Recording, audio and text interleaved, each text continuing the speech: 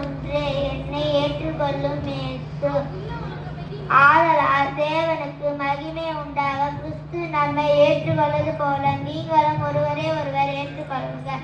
ராமர் தன் சிநேகத்திற்காக தன் ஜீவனை கொடுக்கிறார். அதிகமான அன்பு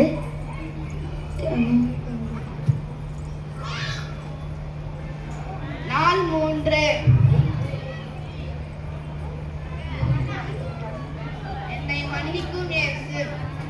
மேற்குக்கும் கிழக்குக்கும் எவ்வளவு தூரமோ அவ்வளவு தூரம் நம் பாவங்களை அவர் நம்மை விட்டு விலக்கினார். சங்கீதம் 103:12. 4.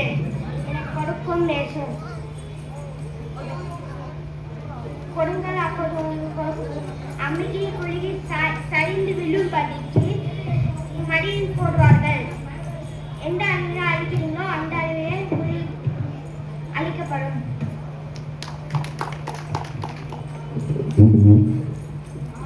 4:5. என்னை பாதுகாக்கும் இயேசு. உடனே இயேசு அவர்களிடம் பேசி திறன் கொள்ளுங்கள், நான் தான் இயேசு, பயப்படாதீர்கள் என்றார். ஆமென். 4:6. என்னை குணப்படுத்தும் இயேசு. உங்களில் ஒருவன் வியாதிப்பட்டால் அவன் சபையின் மூப்போர்களை வரவழைப்பானாக. அவர்கள் வந்து அவனுக்காக எண்ணெய் பூசி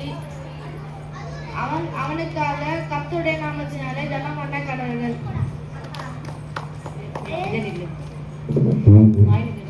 Day 7. Jesus cares me. 1 Peter 5:7.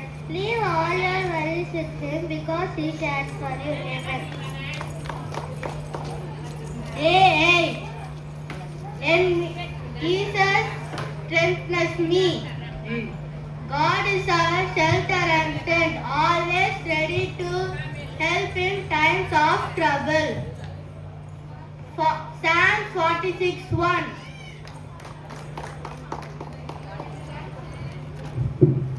நாள் 9. எனக்கு பதில் தரும் இயேசு. எரேமியா 33:3. என்னை நோக்கி கூப்பிட்டு அப்பொழுது நான் உனக்கு உத்தரவு கொடுத்து நீ அறியாததும் உனக்கு எட்டாதுமான பெரிய காரியங்களை உனக்கு அறிவிப்பேன். நாள் 10. என்னை அழைக்கும் இயேசு. ஏசாயா 6:8. பின்பு யாரை நான் அனுப்புவேன்? யார் நமது காரியமாய் போவான் என்று உறங்கிறார். ஆண்டவருடைய சத்தத்தை கேட்டேன். அதற்கு நான், இதோ அடியேன் இருக்கிறேன், என்னை